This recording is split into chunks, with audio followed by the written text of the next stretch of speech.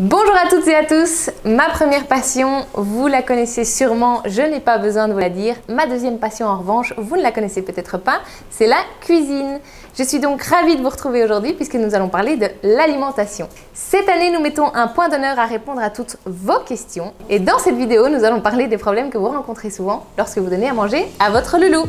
L'un des soucis dont j'entends le plus parler est la protection de ressources. On m'a dit déjà à plusieurs reprises, je comprends pas, je mets ma main dans sa gamelle quand il mange depuis qu'il est petit, tout allait bien, et là il a 8 mois, et il commence à me grogner dessus. De temps à autre, plutôt que de simplement mettre votre main et de chipoter dans sa nourriture, rajoutez quelque chose d'appétant. Vous allez voir qu'il va vite comprendre que c'est dans son intérêt de vous laisser approcher sa gamelle. Et petit à petit, pour ceux qui ont envie, compliquez un peu les choses en rajoutant de l'obéissance. Vous pourrez inclure un peu de travail par-ci par-là. Tout comme moi, les chiens sont en règle générale des petits gourmands. La nourriture peut être un bon moyen de vous aider à combler les besoins de votre chien. Par exemple, pour occuper votre chien, son repas peut être mis dans des contenants qui rendent la nourriture moins accessible et par conséquent, c'est aussi un bon moyen de faire en sorte que votre chien mange plus doucement. Comme nous en avons parlé en détail dans la vidéo « Comment occuper son chien », la nourriture est un très bon moyen pour stimuler votre loulou. C'est réellement bénéfique pour eux.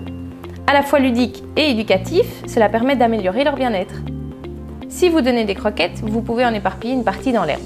C'est un très bon moyen de dépenser son chien de la bonne manière, puisqu'il va devoir utiliser son flair et donc activer certaines zones de son cerveau.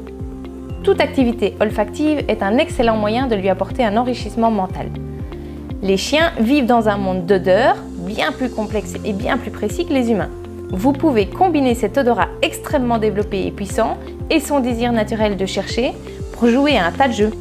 En plus de tous les bénéfices dont on vient de parler, si votre chien est un peu en surpoids et que vous devez réduire sa portion, le fait de mettre toutes ces petites choses en place lui permettra de pouvoir déguster et profiter de ses repas plus longuement et de ne pas avoir l'impression qu'on réduit petit à petit, même un chouïa, ses doses. Et ça l'aidera à ressentir la satiété plus vite que s'il avait englouti sa gamelle en 2 minutes.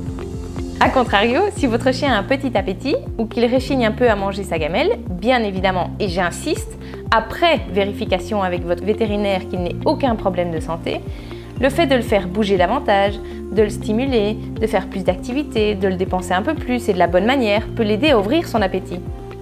Si vous donnez des croquettes et non de la nourriture fraîche, vérifiez que ces dernières ne soient pas périmées ou altérées, ce qui pourrait être le cas si le paquet est ouvert depuis trop longtemps par exemple.